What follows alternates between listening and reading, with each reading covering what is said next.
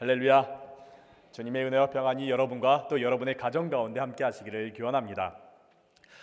호주에서 이제 죽음을 앞둔 이들을 요양병원에서 돌보고 또 함께 보내는 호스피스 사역을 하시는 브로니 웨어라는 여성분이 계십니다.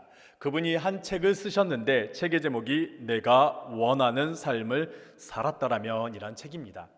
책의 내용을 보면은 이제 죽음을 앞둔 많은 병자들과 함께 지내면서 그들과 여러 이야기를 하는데 그들이 이제 죽음을 앞둔 시점에서 후회하는 것들에 대한 이야기를 듣게 됩니다. 많은 이야기를 듣다 보니까 5가지로 정리가 되는데 첫 번째는 다른 사람이 아닌 내가 원하는 삶을 살았더라면, 두 번째는 내가 그렇게 열심히 일하지 않았더라면, 세 번째는 내 감정을 표현할 용기가 있었더라면, 네 번째는 친구들과 계속 연락하고 지냈더라면, 다섯 번째는 나 자신에게 더 많은 행복을 허락했더라면입니다. 이렇게 후회를 하는 이들의 삶이 게으른 삶은 아니었습니다. 그렇다고 평범한 삶도 아니었습니다. 정말 열심히 살았던 사람들이고 많은 업적을 이루고 또 높은 직위에 올라가고 많은 부를 누린 사람들이었습니다. 근데 이들이 가지고 있던 후회, 내가 더 벌지 못한 것도 아니고 내가 더 높은 위치에 올라갔던 것도 아니고 내 자신이 하고자 했던 일, 목표를 이루지 못함도 아니며 내가 가지지 못함도 아니었습니다. 오히려 내가 너무 열심히 일해서, 오히려 내가 주변에 있는 사람들에게 나의 감정, 미안해, 사랑해 그런 표현을 하지 못해서 내가 좀 더 나 자신을 바라보면서 행복한 삶을 살았더라면 이라는 후회를 하게 되었다는 것이죠. 살아있을 당시 열심히 일하면서 내가 이루고자 했던 그 모든 것들은 죽음을 앞둔 시점에서는 아무 소용이 없더랍니다. 아무 쓸모가 없더랍니다. 그러면서 책의 마지막 부분에 저자가 이렇게 말합니다. 정말 죽음을 앞둔 이들의 많은 후회를 듣고 또 자신의 삶을 돌아보면서 자신의 삶을 변화시키는 가운데 그녀는 자신의 삶을 바라보면서 마지막 에필로그에서 조심스럽게 이렇게 고백합니다. 하나님 감사드립니다. 하나님은 그동안 내 삶의 모든 여정을 지켜주셨고 마침내 아름다운 길들로 인도해 주셨습니다.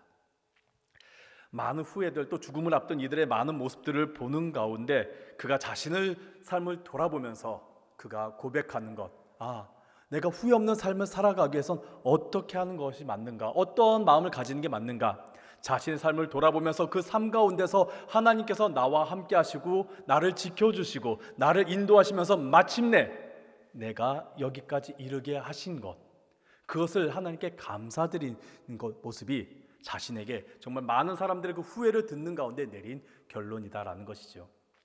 사랑하는 성도 여러분, 여러분은 살아가면서 가장 후회하는 것은 지금 무엇입니까? 그리고 지금 여러분은 무엇을 이루고자 하며 살아가고 계십니까? 오늘 여러분과 함께 나누는 본문은 빌립보서입니다. 빌립보서는 여러분이 잘 알다시피 사도 바울이 감옥에 갇혀서 쓴 옥중서신 가운데 하나입니다. 사도 바울이 감옥에 갇히게 되자 빌립보 교회의 성도들은 걱정을 합니다. 사도 바울이 감옥에 갇혔다, 어떻게 하면 좋을까 하면서 걱정을 하는 그러한 마음이 사도 바울에게 전달되면서 사도 바울이 빌립보 교회 성도들을 안심시켜야 되겠다, 그리고 지금 있는 그 교회 문제들에 대해서 내가 권면해야 되겠다 하면서 편지를 쓴 것이 바로 빌립보서입니다. 사도 바울은 빌립보 교회 성도들을 안심시키고자 내가 지금 감옥에 갇혀 있지만은 오히려 기쁘고 하나님께 감사드리고 하나님께 찬양드린다라고 말합니다. 그러면서 내가 지금 감옥에 갇힌 것이 오히려 복음의 진전, 도움이 된다라고 빌립보서 1장 12절에 이렇게 말합니다. 형제들아, 내가 당한 일이 도리어 복음 전파의 진전이 되는 줄을 너희가 알기를 원하노라. 내가 지금 감옥에 갇혀서 힘들고 괴로운 것이 아니라 내가 지금 이 감옥에 갇혀 있는데 이것이 오히려 복음의 큰 도움이 되고 있다. 그러니 걱정하지 마십시오라고 말합니다. 그러면서 사도 바울은 빌립보 교회에서 이제 들은 소식이 있습니다. 빌립보 교회가 잘 성장하고 있지만은 그 안에 작은 갈등이 있었습니다. 어떠한 갈등이냐? 한쪽 무리들은 사도 바울을 신뢰하고 사랑합니다. 근데 한쪽에서는 사도 바울을 불신하고 또 미워하는 모습이 있었습니다.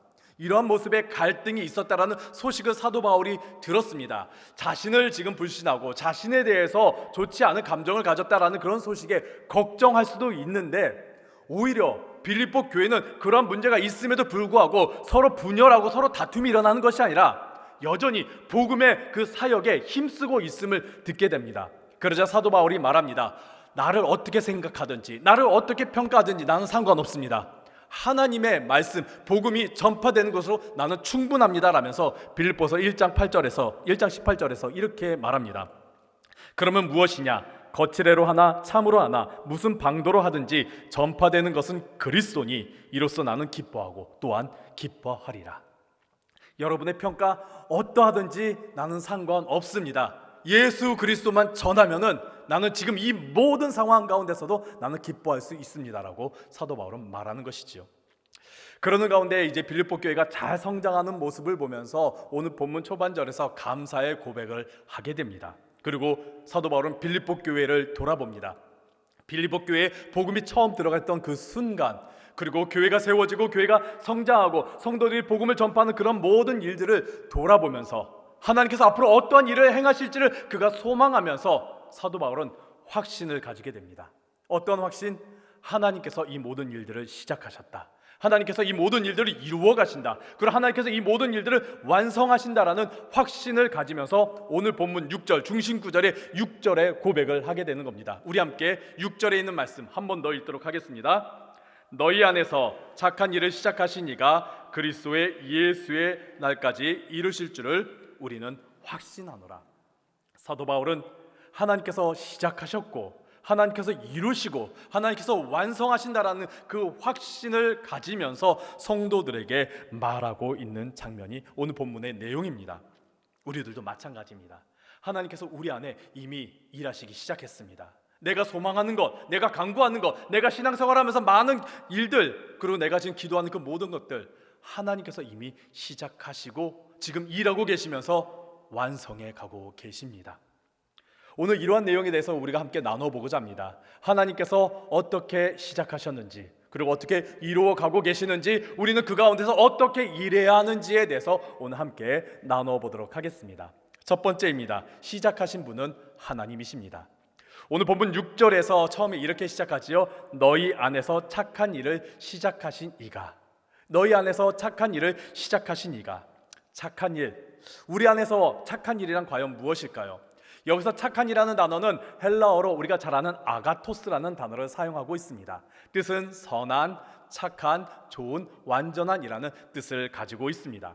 이 단어가 사람에게 사용할 때는 우리가 잘 아는 좋은 일을 하는 것, 선한 일을 하는 것이라는 뜻을 가지고 있습니다. 우리 인간에게, 우리 공동체에 정말 덕이 되고 정말 좋은 일을 하는 것을 의미합니다. 하지만 오늘 본문에서 이 선한 일을 이라는 그 선한이라는 단어를 쓰는 대상은 사람이 아닙니다. 하나님이십니다. 하나님께 이 단어를 쓰고 있습니다. 그렇다면 하나님의 선한 일이라는 것은 우리가 생각하는 선한 일과는, 착한 일과는 완전히 다른 의미를 가지고 있겠지요. 어떤 것이 하나님께서 하시는 착한 일이 되는 것일까요? 그것은 바로 우리를 사랑하셔서 우리를 구원하시는 것, 예수 그리스도를 이 땅 가운데 보내주셔서, 독생자 예수 그리스도를 보내주셔서 우리를 구원하시는 것, 우리가 잘 아는 요한복음 3장 16절에 있는 그 말씀 그 자체가 하나님의 그 착한 일, 선하신 일입니다. 사도 바울은 그 일을 하나님께서 직접 시작하셨음을 빌립보 교회 성도들에게 말합니다. 사도행전 16장을 보면은 사도 바울이 마게도냐 대륙에 있는 빌립보 교회에 복음을 전한 그 내용이 담겨져 있습니다. 원래 사도 바울은 마게도냐 대륙으로 갈 생각은 없었습니다. 빌립보가 있는 마게도냐 대륙 갈 계획은 전혀 없었고 그곳을 생각하지도 않았습니다. 사도 바울의 머릿속에 있는 계획은 1차 전도 여행 때 갔던 그 갈라디아 지역을 넘어서 북쪽이라든지 아니면 에베소가 있는 지역을 가서 복음을 전하고자 했습니다. 지금에 있는 그 튀르키예 지역만 복음을 전하면서 활동하고자 했던 것이 사도 바울의 계획이었습니다. 근데 하나님께서 이를 허락하지 않으셨습니다. 그러자 사도 바울은 다른 지역을 가면서 내가 여기서 복음을 전해야 되나 싶었지만은 여전히 하나님께서는 환상 가운데 마게도냐 대륙을 보여주시면서 마게도냐 대륙으로 인도하셨습니다. 사도 바울은 그 말씀에 순종하여 가게 된 것이죠. 사도 바울이 마게도냐 대륙을 생각하지도 않은 이유는 마게도냐 대륙은 전혀 다른 문화와 경제와 그리고 인종과 정치를 가지고 있었기 때문입니다. 사도 바울이 주로 활동했던 그 아시아 지역은 사도 바울에게 친숙한 환경들이었습니다. 또 그곳은 유대인들이 많았기 때문에 복음 전파에 사도 바울이 참 좋은 환경을 가지고 있었습니다. 하지만 마게도냐 대륙은 다릅니다. 그곳은 아시아 지역과 다르게 친로마, 친헬라적인 문화를 가지고 있었습니다. 전혀 다른 환경이 놓여져 있는 것이죠. 그 흔하디 흔한 회당조차 없을 만큼 유대인들이 많지 않았습니다. 사도 바울이 복음 전하기란 쉽지 않은 곳이 마게도냐 대륙이었던 것입니다. 그래서 사도 바울은 그곳을 갈 생각조차 원래 하지 않았던 것이지요. 그런데 하나님께서 그곳으로 이끌어 가셨습니다. 처음에 그 마게도냐 대륙을 적응하느라 오랜 시간 동안 복음을 전하지 못했습니다. 하지만 하나님께서 개입하셔서 직접 루디아를 만나게 해주시고 루디아의 마음을 만지셔서 그의 마음을 열게 하셔서 복음을 듣게 하시고 세례를 받게 하셨습니다. 그뿐만이 아니라 사도 바울이 귀신 들린 여인을 치유하게 되자 그 문제로 말미암아 감옥에 갇혀진 사건이 일어나게 되지요. 보통 감옥에 갇히면 어떻습니까? 억울하지요, 힘들지요, 괴롭지요. 특히 사도 바울은 어떻게 감옥에 갇혀졌느냐? 옷이 찢기고 매를 맞고 발에 쇠사슬을 채우고 깊은 감옥 속에 갇히게 되었습니다. 그렇다면 그 가운데서 신음하거나 괴로워하거나 고통스러워야 되는데 어떻게 했느냐? 성경을 보니까 사도 바울과 실라는 찬양하고 기도했습니다. 근데 놀라운 일은 그 소리, 사도 바울과 실라의 찬양과 기도를 감옥 안에 있는 모든 죄수들이 듣고 있었던 것입니다. 보통은 괴로워하거나 보통은 욕하거나 보통은 억울해하는 것이 일반적인데 그 가운데서 찬양하는 소리, 기도하는 소리를 온 죄수들이 들었습니다. 그리고 듣고 놀라운 일이 일어나게 되었습니다. 어떤 일이 일어나게 되었을까요? 그들이 발이 차고 있던 쇠사슬이 풀리고 닫혔던 문이 열리게 된 것입니다. 큰 지진으로 말미암아 닫힌 문이 열리고 묶였던 사슬이 풀리게 되는 놀라운 역사가 일어났습니다. 이것이 바울과 실라에게만 일어난 것이 아니라 죄수 전체에게 일어난 겁니다. 성령의 역사가 일어나게 된 것이죠. 어떻게 해서 그 성령의 역사가 일어나게 됐겠습니까? 사도 바울의 찬양과 그 기도가 그냥 찬양과 그 기도가 아니라 복음에 담긴 찬양과 기도였기 때문에 그 모든 것을 듣게 되자 성령의 역사가 일어나게 된 것이죠. 하지만 더 큰 역사가 일어나게 됐습니다. 어떤 일이냐? 죄수가 아무도 나가지 않았습니다. 문이 열리고 사슬이 풀렸는데 그 어느 죄수도 나가지 않았습니다. 사도행전 16장 28절에 있는 말씀을 보니까 이러한 사건이 일어나서 간수가 깨어서 보니까 문이 열려있는 상태를 보면서 죄수들이 다 나갔나 보다, 이걸 어떻게 해야 되나 하면서 자결학을 할 때 사도 바울이 말합니다. 우리가 다 여기 있다, 우리 모두가 다 여기 있다, 나와 실라만 여기 있는 게 아니라 우리들이 다 여기 있다라고 말합니다.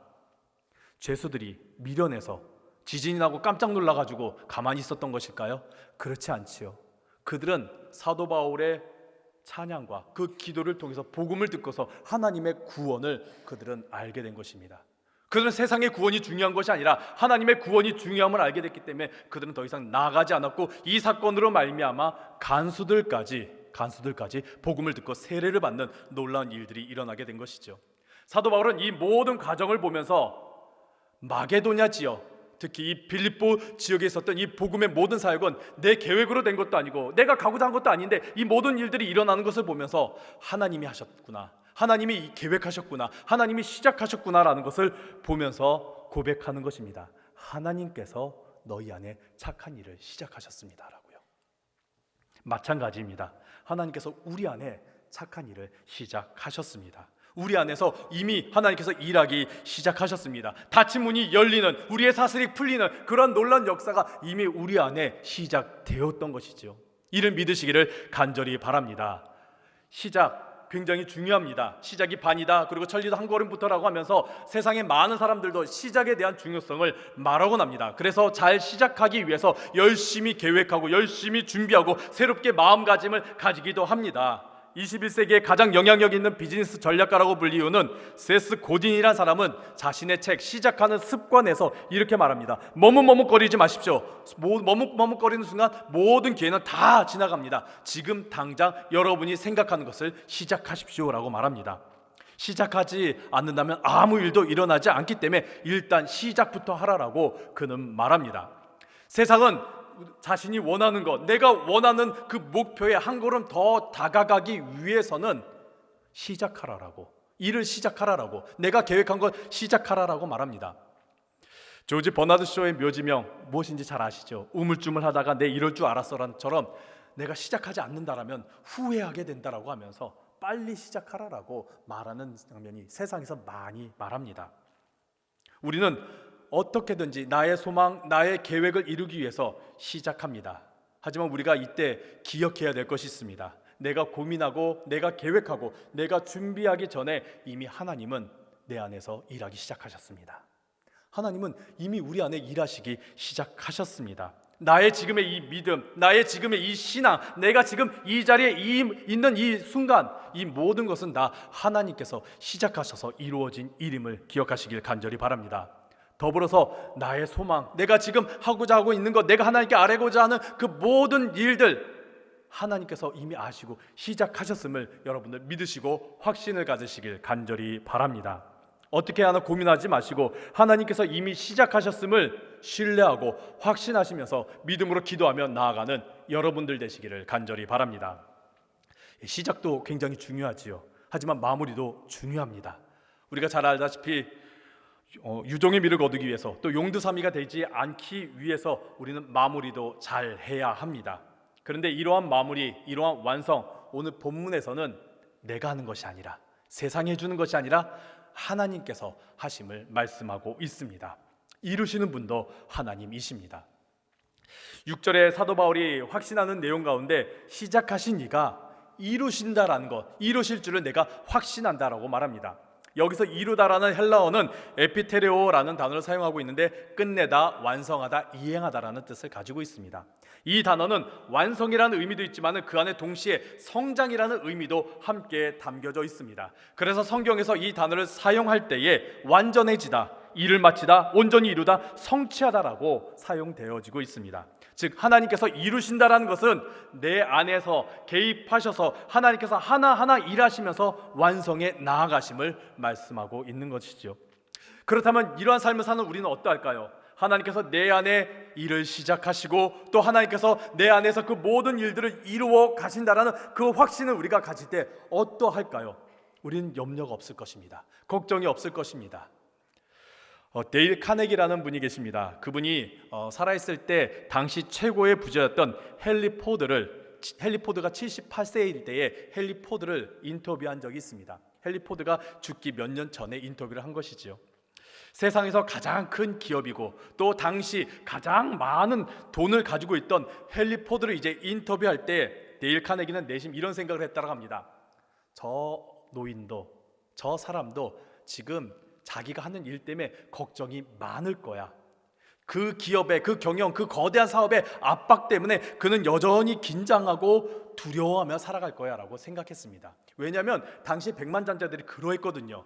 돈이 많았지만은 그 돈을 유지하기 위해서 또 자신이 하고 있는 일에 대한 압박 때문에 늘 긴장하고 불안해하고 걱정하며 살았습니다. 대표적인 예가 록펠러였습니다. 록펠러가 젊은 나이에 그렇게 긴장하며 살다가 요절할 정도였거든요.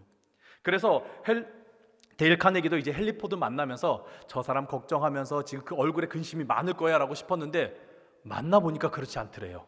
만나보니까 78세 그 나이에도 놀랄 만큼 침착하고 건강하고 평안했더랍니다. 그래서 데일 카네기가 놀라서 묻더랍니다. 아니 당신은 걱정이 없어요? 당신은 걱정 없이 살아요? 그렇게 물었더니 헨리 포드가 다음과 같이 말합니다. 저는 하나님이 이 모든 일을 주관하여 주신다라고 믿습니다.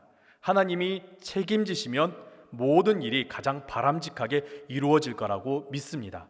그러니 걱정할 이유가 있을까요?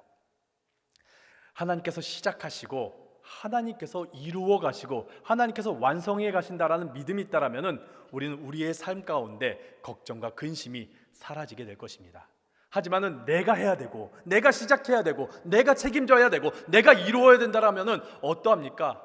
걱정이 되지요. 왜요? 실패할까봐, 잘하지 못할까봐, 손해볼까봐, 그리고 내가 잘하고 있는 건 맞나라는 확신이 들지 않기 때문에 우린 여전히 불안한 가운데 살아가고 있는 것입니다. 하지만 하나님께서는 우리를 굳건하게 붙잡으면서 하나님께서 계획하신 그 일을 이루어 나아가십니다. 하나님은 중간에 포기하지 않고 변경하지 않으시면서 끝까지 우리와 함께 하시면서 그 일을 이루어 가십니다. 그래서 데살로니가전서 5장 24절에 이렇게 말씀합니다. 너희를 부르시는 이, 너희 안에서 일을 시작하시는 이 그분은 어떠하시냐? 미쁘시다. 그분은 변함이 없으시다. 그분은 신실하시다. 그래서 그가 또한 이루신다. 그가 모든 일을 완성해 가신다라고 말합니다. 하나님은 미쁘신 분, 변함 없으신 분, 또 포기하지 않으신 신실한 분이시기 때문에 우리 안에 그 모든 일들을, 우리에게 시작한 그 모든 일들을 하나님께서는 반드시 이루어 가십니다. 중간에 포기하지 않으시고, 중간에 변경하지 않으시고, 중간에 그냥 우리를 내버려 두시는 것이 아니라 끝까지 우리를 붙잡으면서 우리 안에서 하나님께서 계획하신 일, 하나님께서 하고자 하신 일을 이루어 가십니다. 여러분들 닥터 지바고 아마 영화 보신 적 있으실 겁니다. 러시아의 명작 닥터 지바고. 영화를 보면은 시작할 때 이렇게 시작합니다. 닥터 지바고의 이복형이 등장하면서 한 젊은 여성과 대화하는 장면으로 시작이 됩니다. 그렇게 대화하는 가운데 그 이복형은 닥터 지바고에 대해서 설명하면서 영화는 닥터 지바고의 일생을 나타내지요. 20세기 초 러시아의 혁명과 또 전쟁으로 말미암아 러시아는 대혼란에 빠지게 됩니다. 그러한 가운데 닥터 지바고와 여인 라라가 서로 사랑하는데 그 사랑이 아름다운 사랑이 아니라 참 비극적인 사랑을 하는 그 이야기가 이어져 갑니다. 만나고 헤어지고 떨어지는 그런 비극적인 이야기가 반복되면서 결국 닥터 지바고와 그 여인 라라는 완전히 헤어지게 됩니다. 낯선 남자 손에 의해서 머나먼 타국 땅으로 보내지게 됩니다. 얼마 후에 닥터 지바고는 사랑하는 여인이었던 그 라라를 만나기 위해서 달려가지만은 길거리에서 심장마비로 말미암아 쓰러져 죽게 되지요. 그렇게 이야기가 맞춰지면서 다시 첫 장면처럼 이복형과 한 젊은 여인이 대화하는 장면이 나옵니다. 그러면서 닥터 지바고의 형이 젊은 여인에게 묻습니다. 어떻게 아버지와 헤어지게 되었습니까? 이 질문에 젊은 여인은 대답하고 싶지 않아 얼머무리며 이렇게 말합니다. 혁명 와중이었고 또 거리에는 불이 나고 또 혼란스럽고 복잡해서 그저 도망치던 중에, 그러면서 얼머부립니다. 그러자 다시 묻습니다. 정말 헤어진 이유가 무엇인가요? 그러자 그 젊은 여인이 자신의 그 상처, 자신의 그 숨기고 싶었던, 말하고 싶지 않았던 그 마음속에 있던 내용을 말합니다. 사실 아버지가 내 손을 뿌리쳤어요. 내 손을 놓았어요. 나를 버렸어요 라고. 그때 닥터 지바고의 그 이복형이 그 젊은 여인에게 이렇게 말합니다. 내가 사실을 가르쳐 줄게요. 당신의 손을 놓았던 이는 당신의 친아버지가 아니에요. 당신의 친아버지는 바로 닥터 지바고예요. 만일 그가 당신의 친아버지였다면 아무리 거리에서 불이 나고 혁명 와중에 혼란스럽더라도 절대 당신의 손을 놓지 않았을 겁니다. 만약에 친아버지라면 당신의 손 절대 놓지 않습니다라고요. 사랑하는 성도 여러분, 하나님은 우리를 너무나 사랑하시는 아버지이십니다. 하나님은 절대 우리의 손을요 놓지 않으십니다. 끝까지 우리의 손을 붙잡고 계십니다. 우리를 중간에 버리지도 않으시고 포기하지도 않으시고 내버려 두시지도 않습니다. 끝까지 우리의 손을 붙잡고 끝까지 하나님께서 가고자 하시는 그 길, 완성코자 하는 그 길로 우리를 인도해 주십니다. 눈앞에 홍해가 있을지라도, 거대한 여리고성이라든지요 무시무시한 골리앗이 있을지라도, 내가 광야, 아무것도 없는 광야 한복판을 걸어갈지라도요, 하나님께서는 우리를 절대 포기하지 않으시고 끝까지 붙잡아 하나님께서 가고자 하시는 그 길, 그 곳을 향하여 나아가십니다. 길이 없는 곳에 길을 만들어 주십니다. 문제가 있는 곳에 문제를 무너뜨려 주십니다. 아무것도 없는 곳에서 목자가 되어 주셔서 끝까지 책임져 주셔서 우리를 인도해 주시며 이루어 가 주십니다. 이런 우리 주님을 신뢰하시면서 담대히 나아가시는 여러분들 되시길 간절히 바랍니다. 그럼 우리는 무엇을 해야 할까요? 하나님께서 시작하시고 하나님께서 이루어 가시고 하나님께서 완성해 가신다면 우리는 무엇을 해야 하는 것일까요? 우리는 그러한 하나님의 말씀 인도하심에 순종하면서 하나님의 일하심에 동참하면 됩니다. 우리는 순종하면 되는 것입니다.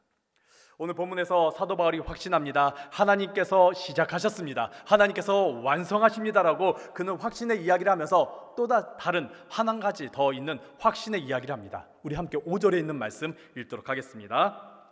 너희가 첫날부터 이제까지 복음을 위한 일에 참여하고 있기 때문이라. 사도 바울이 확신을 가지는 두 번째 이유가 무엇이냐면은 빌립보 교회 성도들이 복음이 들어간 첫날부터 지금까지 그 복음의 일에, 복음을 위한 일에 참여하고 있기 때문이다라고 말합니다. 여기서 참여라는 단어를 히브리어로 보니까 우리가 잘 아는 코이노니아라는 단어를 사용하고 있습니다. 뜻은 사귐, 또 교제, 동참, 또 협력이라는 뜻을 가지고 있습니다. 이 단어는 그냥 사귐이나 교제가 아니라 서로가 하나 되어서 함께 움직이는 관계를 말하고 있습니다. 서로가 하나가 돼갖고 하나를 향하여 함께 동참해 나아가는 것을 의미하고 있습니다. 이것이 보통 성도의 교제 가운데도 쓰이기도 하지만은 성경 많은 곳에서는 하나님과 우리와의 관계, 하나님과 나와의 관계 가운데 이 단어를 사용하고 있습니다. 하나님께서 하시는 일을 우리가 동참하는 것, 하나님과 내가 하나 되면서 하나님께서 하시는 그 일에 내가 함께하며 하나님의 인도하심에 따라 나아가는 것, 그것이 바로 하나님의 일에, 하나님의 그 복음의 일에 참여하는 것, 순종하는 것임을 말하고 있습니다. 영국에서 찰스 스펄전 목사님의 말씀으로 회심했던 오스왈드 챔버스라는 분이 계십니다. 그분이 비디 챔버스와 결혼을 해갖고 사역을 하는 가운데 오스왈드 챔버스는 말씀을 전하고 아내 비디 챔버스는 오스왈드 챔버스가 전한 말씀을 적었습니다. 기록했습니다. 그러면서 정리하는 사역을 했습니다. 그러던 중 세계 제1차 대전이 반발해갖고 이제 그 부부가 이집트 자이툰으로 가게 되어서 군목 생활을 하게 되었습니다. 그곳에서도 오스왈드 챔버스는 여전히 말씀을 전하였고 아내는 여전히 옆에서 그 말씀을 기록하고 정리하였습니다. 그러던 중 남편 오스왈드 챔버스가 맹장 파열로 말미암아 43세라는 젊은 나이에 하나님의 부름을 받게 됩니다. 갑작스럽게 아내 비디 챔버스는 과부가 됐고 모든 것을 다 잃게 되었습니다. 남편을 그 이집트 땅에 묶어서 런던 땅에 와서 보니까 자기가 가진 게 아무것도 없던 거예요. 자기가 가지고 있던 것 단 하나, 그동안 남편이 말씀을 전하고 그 내용을 정리했던 글들만 수북히 쌓여 있었던 것이지요. 근데 그걸로 끝난 것이 아니었더라고요. 그 책에 있던 그 내용들, 그 글들을 모아가지고 정리하면서 책을 만들었고 그 책을 많은 사람들에게 나누어 주었습니다. 근데 그 책이 놀랍게도 많은 사람들에게 큰 영향력을 주었습니다. 위로를 주었고요, 또 하나님께 다시 돌아오는 회심의 역사가 일어났고요, 또 하나님의 일에 결단한 놀라운 하나님의 도구로 사용되게 되었습니다. 그 책의 제목이 무엇이냐? 바로 주님은 나의 최고봉.